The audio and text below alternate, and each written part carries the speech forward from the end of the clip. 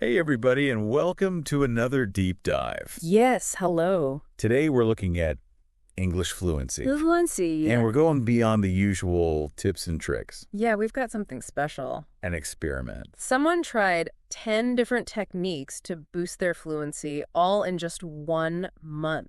In just 30 days, can you imagine? It's amazing what they did, and it wasn't just the quantity of techniques, it's that they were already pretty good at English. Oh, really? Yeah, they could already read and write. Wow. But like many of you out there, they just couldn't quite get over that speaking fluency hump. Ah, I see. So who is this mystery person? His name is Jake, and his native language is Spanish.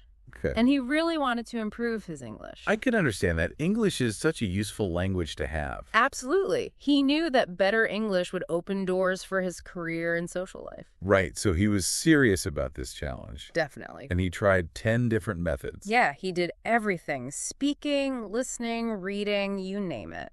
That's amazing. I can't wait to see what he did.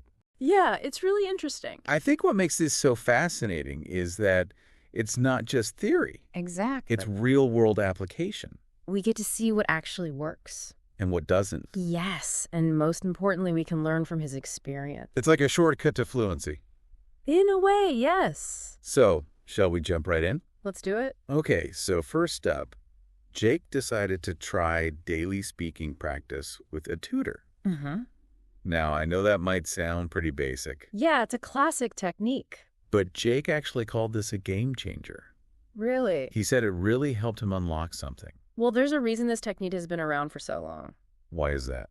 Well, first of all, you get immediate feedback from a real person, That makes sense. and that helps you refine your pronunciation on the spot. So you don't keep making the same mistakes. Precisely, and you get to practice in a safe and supportive environment. Yeah, I guess having a tutor there can make you feel more comfortable. Exactly, it takes the pressure off. So it's not about being perfect, it's about making progress. Right, progress over perfection. I like that. It's a good mindset to have. So what did Jake try next? This one's really interesting. It's called shadowing. Shadowing. I've heard of that. Have you tried it? Well, I haven't, no. Basically, you mimic native speakers as closely as possible. Oh, I see. It can be quite challenging, I bet. but Jake said that after a couple of weeks, he noticed a real difference. What kind of difference? His own speech started sounding more natural. Really? It's like he was rewiring his brain to sound more like a native speaker. That's amazing. It is, and what's cool about shadowing is that you're not just learning words and grammar. What else are you learning? You're absorbing the rhythm, the intonation. So it's about how you say things, not just what you say. Precisely, it's about sounding more natural and fluent. Okay, so we've got speaking practice and shadowing. What's next? Well, this one is a bit mind-boggling. Jake decided to try thinking in English. Whoa, that sounds tough. Yeah, I know, right? I mean, how do you even start doing that? That's what I thought. But Jake had a strategy. Okay, I'm curious. He started small Small, how? by describing everyday objects in his mind. Like what kind of things? Like, that's a blue cup. Ah. Or, this music is relaxing. Oh, so really simple things. Exactly. He didn't try to overcomplicate it. And then what? He gradually worked his way up to having full conversations in his head, all in English. Wow, so he went from just describing a cup to holding a whole debate in his mind. Yeah, pretty much. That's impressive. And you know what's really interesting? What? This is a technique that anyone can try. You don't need any special materials or equipment. Just your own mind. And a bit of dedication. It's a good reminder that sometimes the simplest methods can be the most effective. You know, you're absolutely right. So we've covered speaking. Now let's move on to listening. All right. What did Jake do for listening? Well, he's a big fan of podcasts and audiobooks. Me too. They're great. Yeah, and he made sure to choose content he actually enjoyed. That's smart. He said if he wasn't interested in the topic, he wouldn't learn as much. That makes sense. It's hard to pay attention when you're bored. Exactly. So he listened to things he was genuinely curious about. And did he understand everything? Not at first, but over time, his brain got better at processing the language. I bet so his listening comprehension improved naturally. Exactly, without him even realizing it. That's the beauty of immersive learning. You just absorb the language by doing something you enjoy. And podcasts and audiobooks are perfect for that. You can listen to them anywhere. On the go, at the gym, while you're cooking dinner. Exactly. You can turn any downtime into a learning opportunity. It's like having a language tutor in your pocket. Kind of, yeah. So we've covered speaking and listening, but there's still more. What else did Jake try? He also used a technique to refine his pronunciation. Oh, tell me more. It's called reading aloud. Reading aloud? That sounds familiar. It's a simple technique, but Jake swears by it. What did he do exactly? He would read aloud from books or articles. Oh. And he even recorded himself and listened back. Oh, interesting. So he could hear his own pronunciation. Yeah, that's the key. You need to become aware of how you sound. Because sometimes we think we sound one way, but we actually sound different. Exactly. And by listening back to yourself, you can identify areas to improve. I like that. It adds a level of self-awareness to the process. And it helps you become more conscious of your pronunciation. Right. And that leads to better fluency. Okay, so reading aloud is another technique to add to the list. And I bet it helps with vocabulary, too. Absolutely. The more you read, the more words you encounter. And the more you practice saying those words out loud, the better you'll remember them. Exactly. It's all connected. So what about vocabulary building? Did Jake have any specific methods for that? As a matter of fact, he did. Tell me. He used an app called Anki. Anki, what's that? It's based on a really cool concept called spaced repetition. Space repetition. Now that sounds interesting. It is. It's all about reviewing information at strategically spaced intervals. I'm not sure I understand. So instead of cramming a bunch of words and forgetting them. You review them over time. Exactly, at specific intervals. And that helps you remember them better. Right, it reinforces those neural connections in your brain. So it's like a workout for your memory. Kind of, yeah. And what did Jake use Anki for? He focused on learning useful phrases and collocations. Collocations, what are those? They're words that often go together. Like make a mistake or take a break. Exactly. Learning these phrases can make your English sound more natural and fluent. So it's not just about memorizing individual words. No, it's about learning how words work together. Okay, so Anki and space repetition. Got it. This is getting really interesting. We're just scratching the surface. There's still so much more to discover. Well, let's keep going then. Absolutely. Let's dive into Jake's next fluency boosting technique. I can't wait to see what else he has up his sleeve. You won't be disappointed, that's for sure. Okay, let's hear it. Jake decided to try something that might surprise you. Oh, really? He started journaling in English. Journaling. That's not something I would have expected. Me neither at first. But it actually makes a lot of sense. How so? Well, writing can help you improve your fluency in several ways. Like what? First of all, it forces you to think more carefully about grammar and sentence structure. Right. You have more time to process the language. Exactly, and it helps you expand your vocabulary. Because you're constantly searching for the right words to express yourself. Precisely. And Jake said that journaling helped him organize his thoughts in English. So it's like a mental workout for your English skills. It is, and it can also be a very therapeutic activity. I can see that. It's a way to express yourself freely and without judgment.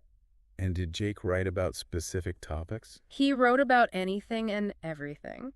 Like what? His day, his thoughts, his dreams, even short stories. Wow, so he really embraced the freedom of journaling. He did, and it helped him develop his fluency in a very personal and meaningful way. I love that. It shows that language learning can be creative and fun. Absolutely. It's not just about textbooks and grammar rules. It's about expressing yourself and connecting with the world around you. So, journaling in English, another technique to consider. And a great way to practice your writing skills. All right, so we've covered speaking, listening, and writing. What's next on Jake's fluency journey? Well, he also made time for something that many language learners enjoy. What's that? Watching English movies. Ah, that's a classic. But he didn't just passively watch. What did he do? He used subtitles strategically. Strategically. At first, he watched with English subtitles. To help him follow along. Exactly. But then he challenged himself by removing the subtitles. Wow, so he was forcing himself to listen more carefully. Right. And to rely on his understanding of the language. It's a great way to improve your listening comprehension. And it can be a lot of fun, too. Yeah, especially if you're watching a movie you enjoy. So, watching English movies with and without subtitles, another technique to keep in mind. It's a classic for a reason. All right, so we've talked about practicing speaking, listening, writing, and even watching movies. What else could there be? Well, Jake didn't stop there. He also decided to get social. Social. He joined English conversation groups. Oh, that's a great idea. He said it was incredibly motivating to connect with other learners and native speakers. And it gave him a chance to practice his English in a real-world setting. Exactly. It's one thing to practice on your own, but it's another to actually use the language in conversations. And conversation groups can be a lot of fun. Yeah, you meet new people, you learn about different cultures. And you get to practice your English in a relaxed and supportive environment. It's a win-win. So where did he find these conversation groups? He joined both online and offline groups. He had plenty of opportunities to practice. Exactly. And he made sure to attend regularly. Consistency is key. Absolutely. And that brings us to Jake's final fluency boosting technique. Okay, I'm on the edge of my seat. He found a way to incorporate English into his social media and online discussions. Wait, what? You heard that right. He was commenting on posts, joining Facebook groups, even tweeting in English. Wow, that's dedication. It is. He was determined to use English as much as possible. And I bet that helped him learn a lot of everyday language. Absolutely. He was exposed to slang, idioms, all the things you don't necessarily learn in a textbook. It's like immersing yourself in the language, but online. Exactly. And it's something anyone can do. You just need a social media account and a willingness to participate. So, there you have it. 10 fluency boosting techniques that Jake used to transform his English skills in just 1 month. Wow, that's an impressive list. And it's not just a list, it's a blueprint for success. A blueprint for anyone who wants to improve their English fluency. Exactly. And the best part is, What's that? it's not about following these techniques exactly. It's about finding what works best for you. Right. It's about taking inspiration from Jake's experience and creating your own personalized fluency plan. That's a great takeaway. So, what are we waiting for? Let's dive deeper into Jake's results and see what lessons we can learn from his journey. Let's do it. I'm ready. Okay, so after a month of diligently practicing these 10 techniques, what were Jake's results? Well, let's just say the transformation was remarkable. He went from feeling hesitant and unsure to speaking with a natural flow and confidence that he hadn't experienced before. Yeah, it really was. It's like he unlocked a whole new level of communication. So did he really see like a noticeable improvement in his actual fluency? Oh, absolutely. And it wasn't just that he was speaking faster. Okay. His pronunciation got much clearer. His vocabulary grew like crazy. Oh. And the best part, he could express himself so much more effortlessly. It was like the words were just flowing out of him. That's incredible. So it really does show that if you put in the work and use the right techniques, you really can achieve fluency. Absolutely. And you know what? He really stressed that being consistent was super important. Consistency, yeah. He said that even on those days when he just, didn't feel like practicing. Yeah, I'll have those days. Oh, yeah, but he would still, try to do at least a little bit. That's a good tip. Even a little bit is better than nothing. Exactly, because over time, those little bits add up. I think that's so key. I know so many people who start learning a language, Right. all excited and motivated, but then life gets in the way. It happens. And they just lose that momentum. Yeah, I've been there. But Jake's experience shows us that consistency is really the magic ingredient. Yeah, it's like, imagine you're trying to build a muscle. Okay. You don't expect to see huge results after just one workout, right? Right. But if you keep training, even if it's just a little bit every day. You'll get stronger over time. Exactly. Language is the same way. So I have to ask, did Jake have a favorite technique Oh, that's a good question. out of all 10? He said all of them contributed in their own way. But he really loved the speaking practice with the tutor and the conversation groups. Makes sense. Those are all about real interaction. Yes. And he felt those really pushed him out of his comfort zone. To actually use the language. Yes, because you can practice all you want on your own. Right. But nothing beats having real conversations. Yeah, it's like performing on stage after rehearsing for weeks. Exactly. It's showtime. I think it also highlights the importance of finding ways to learn that are, fun. Oh, absolutely. Because if you enjoy it, you're more likely to stick with it. 100%. When you're having fun, learning doesn't feel like a chore. It becomes a pleasure. Exactly. So if our listeners could take away just one key message from Jake's experience, What would it be? what do you think? I think it would be this. Fluency is not about being perfect. It's about making progress. I like that. Progress over perfection. Yeah, it's about enjoying the journey, making mistakes along the way. And not being afraid to experiment. Exactly. Try new things, find what works for you. Because everyone learns differently. Absolutely. What works for one person might not work for another. So it's about finding your own path to fluency. Your own unique style. Exactly. And before we wrap up this part, I want to ask our listeners a question. Okay, go for it. If you were to go on your own fluency challenge... Like Jake. Yeah. Which of these 10 methods would you be most excited to try? Ooh, that's a good one. And how would you stay motivated? What strategies would you use? Take a moment to think about it. And we'll explore those questions further in the next part of our deep dive. I'm really excited to hear what everyone comes up with. All right, welcome back to the show, everyone. It's great to be back. We've been on quite a journey with Jake and his 10 techniques for improving English fluency.